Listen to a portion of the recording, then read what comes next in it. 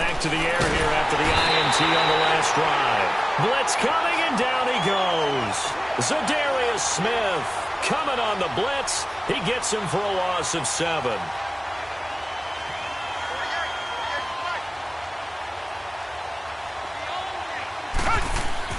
To throw on second down. Watson flushed out right. The coverage may be too good that time as he breaks away for 19 with his legs and a first down. The sack on first down took him out of a traditional running play and put him in a passing situation, but didn't stop him from running anyway, did it? No, I was surprised when he took off. I thought, oh, he's got some space. He might pick up 5, 6, 7 yards. He goes all the way and picks up the first. Back to throw, Watson. He couldn't quite hold it. Got hit. Ball pops out, incomplete. Once you get into the red zone and the safeties have less ground to cover, you'd better be quick with your delivery.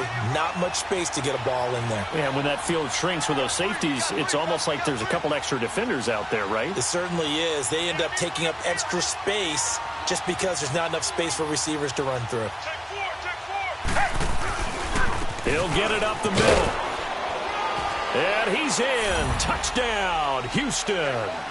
Lamar Miller, an 8-yard touchdown run. And the Texans use the short field to their advantage as they cash in for 6. Extra point by Fairbairn, up and good. And the lead will swell by 1 more. Charles, did I just hear that right? They declined the personal foul. 3 yards, they just declined them. And I have to think that the official is thinking to himself, did I just hear that correctly, that you declined that one? All I can think of is that someone on the field got confused. Because it had to, because you're going to take the yards on that penalty each and every time. More now on the return. And he'll take it out past the 25 to the 26-yard line. And now Baltimore gets set to take the field. And there are parts of their last drive they'd like to emulate. And, of course, they'd like to forget the ending, the interception. But they did put together, Charles, a nice sustained drive to get him down the field. Yeah, and unfortunately for them, the only thing that matters is part 2, right? Because once they threw the interception and finished off the drive, that does them no good to go back and say, well, you know what, a good one going. Finish things off. That's the only way you can get it done. Meanwhile, they take a shot to start the drive, but this is going to wind up incomplete.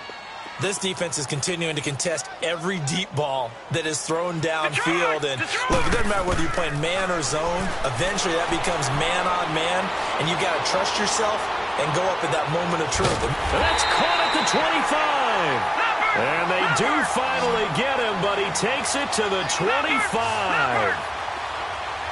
Cool under pressure right there, escaping the pocket and finding what I think was not his primary target. And some of these guys are just so comfortable getting outside of the pocket that they'll do it on purpose. It doesn't even need to be a breakdown. They move, and they know it affects the defense, because a lot of times you get lost in coverage in the secondary, and I think you're exactly right. Wasn't his primary target. Found a secondary guy who sprang open, probably because of his movement out of the pocket. Throwing on first down, but this one winds up to be incomplete. Line of scrimmage, again the 25, 2nd and 10. Hey, you're on an island over there. You're on an island. Gone! 2nd and 10. Here's Jackson again. Under pressure, and the Texans able to get in there for the sack. J.J. Watt getting him once again, his 3rd sack of the afternoon.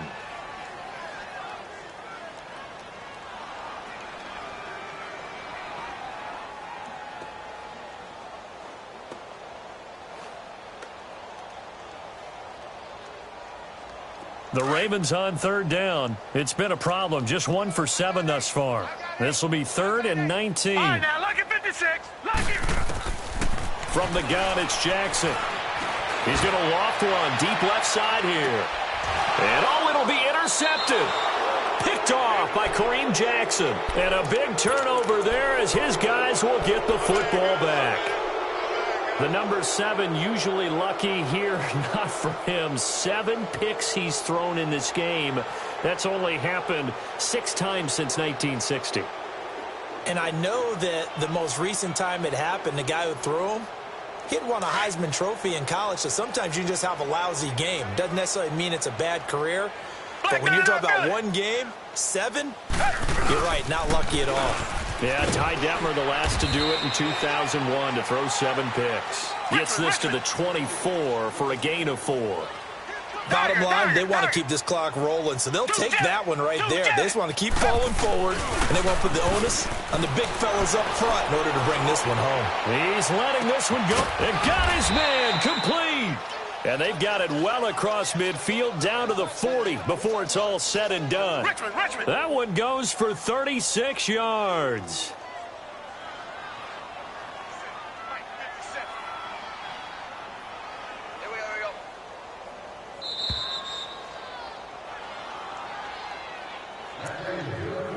Time for a break. Back to finish it off on EA Sports after this. Not totally home free yet, but it's looking good as they come up 1st and 10. Hey, we got 4. We got 4 down. 4 down. 57's the mic. Watch 57. A first down carry now for Miller. And he's going to fight his way forward here for a modest gain. It's a pickup of 4, and it'll bring up 2nd down. Tough running there. That's a hard-earned 4 yards. Yeah, those are the unsung kind of runs. They don't fill up the stat sheet, but they do set you up in good position on 2nd down. And Watson's going to throw it here. And the hit jarred it loose. It's incomplete. 4th quarter, you've got the big lead. If you're coaching, Charles, you still taking shots like that downfield? I'd be a little more concerned with running some clock and making sure you're taking care of the lead, because you keep flinging it around, you throw a couple of picks, you can put yourself in jeopardy.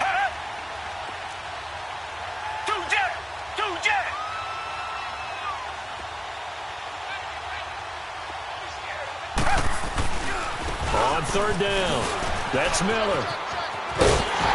Well, he's taken down, but not before picking up the first, thanks to a flashy little spin move.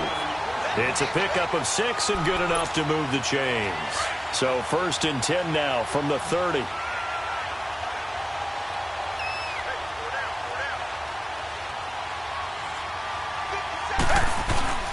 On 1st and 10, Watson under a heavy rush, and down he goes. Terrell Suggs in there to pick up his 2nd sack now of the afternoon. This has been a tough one for this offensive line. It appears almost like they've been on roller skates this entire game, the way they've been pushed around. 6 sacks given up in this one. Now it's Watson, a bootleg. Oh, the pressure too great, and he goes down once more. Terrell Suggs able to disrupt yet another pass play, his 3rd sack of the afternoon. 3rd and long, it's Watson, and the pressure gets to him again.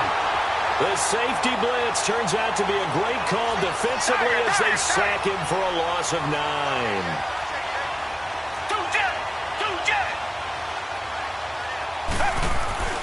On 4th down, Watson. That'll be incomplete as the clock will stop with 14 seconds remaining. Boy, it looked like he had it and dropped it. And the Ravens get the football back and in great shape. Here we go. Detroit! Trying to shake off the interception from the last drive. He'll look to throw. He's going to let it fly. And that will be incomplete. Looked like it might have been intercepted, but he's out of bounds. And a good thing, too, probably. That would have cost him yardage. And now they'll get the ball back on the turnover on downs.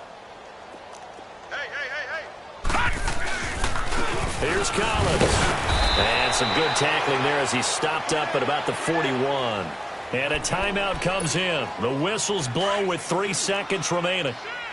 This is what happens sometimes when you abandon the running game. It's hard to get back to it because once guys get out of that mentality of firing out and hitting people, hard to get them started again occasionally. And they'll be inside the 35 now at the 34-yard line.